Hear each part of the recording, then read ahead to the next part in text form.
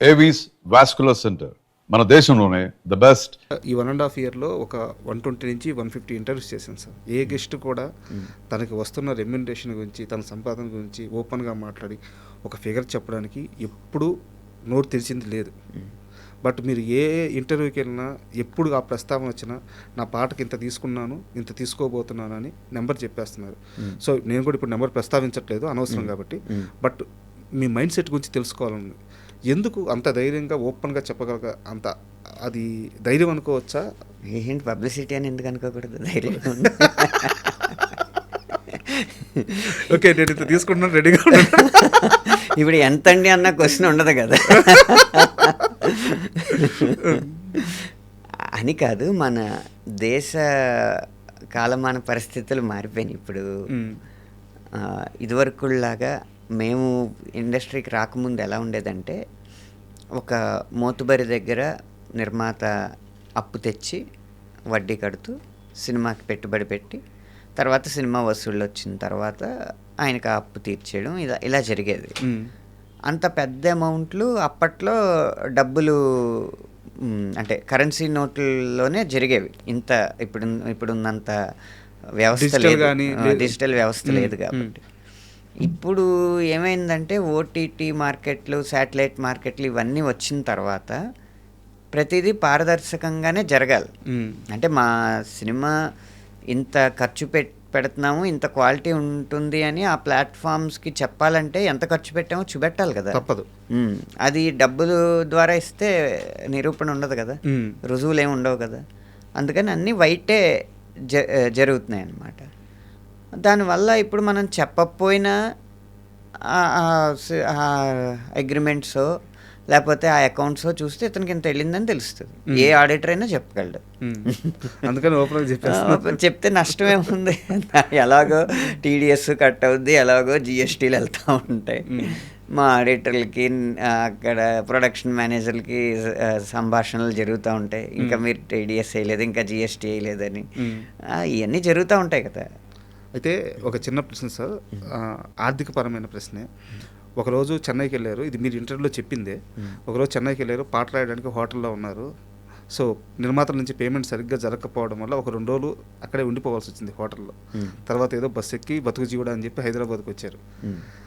చేతిలో సరిగ్గా డబ్బులు లేని ఆ క్షణం నుంచి ఒక్క పాటకి సుమారు అటు ఇటుగా 4 లక్షల రూపాయలు తీసుకుని ఈ స్థాయికి రావడము, సో ఫైనాన్షియల్గా ఎంత హ్యాపీగా ఉంది ఇదే ఇండస్ట్రీలో, ఆ స్థాయి నుంచి ఈ స్థాయికి? ఫైనాన్షియల్గా సంతోషం కంటే సంతృప్తి ఎక్కువ ఉందండి.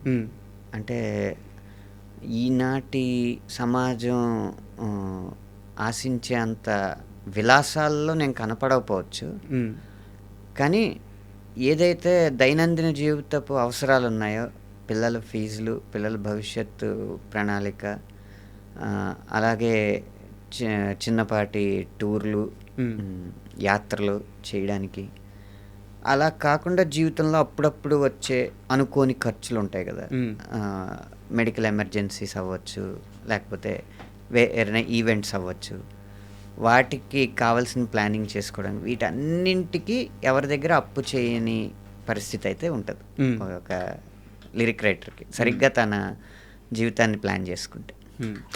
అదే పరిస్థితిలో నేను. మీరు ఎలాగో ఎక్కడ అప్పులు కానీ లోన్స్ తీసుకోవడం కానీ ఏమీ చేయరంట?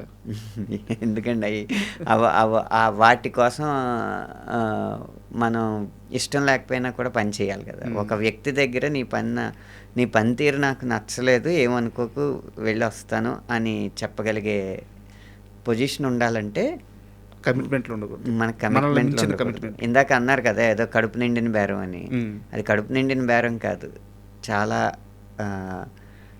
ప్రణాళికాబద్ధంగా ఆర్థిక విధానం ఉండడం వల్ల.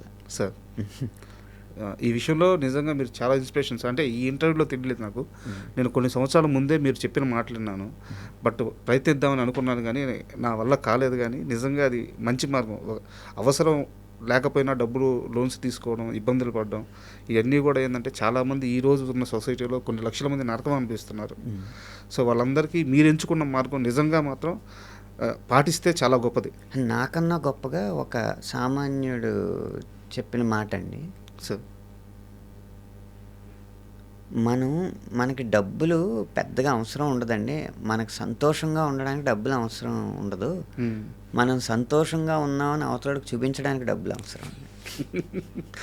కరెక్ట్.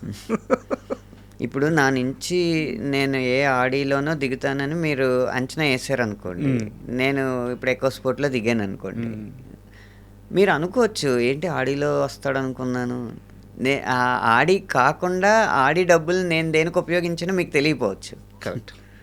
కానీ మీరు అనుకుంటారు అని చెప్పి గనక నేను ఆడి కొంటే మీరు అనుకునే 5 నిమిషాల కోసం నేను 5 దశాబ్దాల జీవితాన్ని పక్కదారి పట్టించినట్టు. అదొక్కటి మానసికంగా ఆ నియంత్రణ ఉండాలి. సార్ అయితే పాట రాయడానికి ముందే రెమ్యునరేషన్ తీసుకునే అనంత శ్రీరాము ఏ రోజైనా వివిధ కారణాల వల్ల, వేరు కారణాలు ఉంటాయి ఇండస్ట్రీ అంటే, ఆ డబ్బుల్ని వెనక్కి ఇచ్చేసిన సందర్భం ఉందా? లేదు. లేదు. నేను కష్టపడ్డాను కదా. ఇప్పుడు ఒక 10 వర్షన్లు రాసిన తర్వాత 11వ వర్షన్ ఏం కావాలని అడుగుతాను. ఏం కావాలో చెప్పకుండా స్విచ్ ఆఫ్ చేసారనుకోండి, అది నా తప్పు అవ్వదు కదా. నేను రాయను అంటే అప్పుడు వెనక్కి. సో ఇప్పుడు దాకా జరగలేదు. నేను రాసింది నచ్చే అందరూ పని చేయించుకుంటున్నారు. సార్ అయితే last few more questions sir. మీరు ఒక ఇంటర్వ్యూలో మాట్లాడుతూ సీతారామ శాస్త్రి గారు, వేటూరి గారు, చంద్రబోస్ గారి గురించి చెప్పారు. బట్ వీరిద్దరిలో కూడా మీకు సీతారామ శాస్త్రి గారు అంటేనే బాగా ఇష్టం అని చెప్పారు. అంటే నేను ఇద్దరు కంపారిజనే, అసలు వాళ్ళిద్దరు ఉద్దండులు, మీరు అన్నట్టు పట్టుకొమ్మలు. బట్ ఎందుకు సీతారామ శాస్త్రి గారే ఎక్కువ ఇష్టం వేటూరి గారి కంటే తెలుసుకోవాలనిపిస్తుంది? అంటే థాట్ ప్రాసెస్ అనేది ఆయన చాలా గట్టిగా పట్టుకుంటారండి. ఈ పాట ఈ లక్షణాలతో ఉండాలి, ఈ విషయాలు చెప్పాలి, మొత్తం పాటలో ఫిలాసఫీ ఇక్కడ మొదలై ఇక్కడ ఎండ్ అవ్వాలి అనేది ఉంటుంది కదా. అది సీతారామ శాస్త్రి గారు ఆ ట్యూన్ సహకరించకపోయినా కూడా కష్టపడి పట్టుకుంటారు. అది చాలా కష్టమైన ప్రక్రియ అన్నమాట. మేము కూడా పూర్తిగా చేయలేము. ఏదైనా చేయాల్సి వచ్చినప్పుడు ఆయన పాటల్ని స్ఫూర్తిగా తీసుకుంటారు. వింటారా సార్ ఎప్పుడన్నా అవసరం అయితే? వింటానండి. వింటారు. ఎవరెవరి పాటలు వింటారు ఎక్కువగా? నేను సందర్భాన్ని బట్టి అల్లరి చిల్లరగా ఉండి ఏదో ఇది చేయాలంటే కాదు, కానీ అది అల్లరి మనమే చేసేయచ్చు. కానీ ఒక బరువైన సన్నివేశం వచ్చినప్పుడు ఇలాంటి సన్నివేశం పూర్వకవులు ఎలా హ్యాండిల్ చేశారని చూసి అలా కాకుండా చేయడానికి ట్రై చేస్తాను.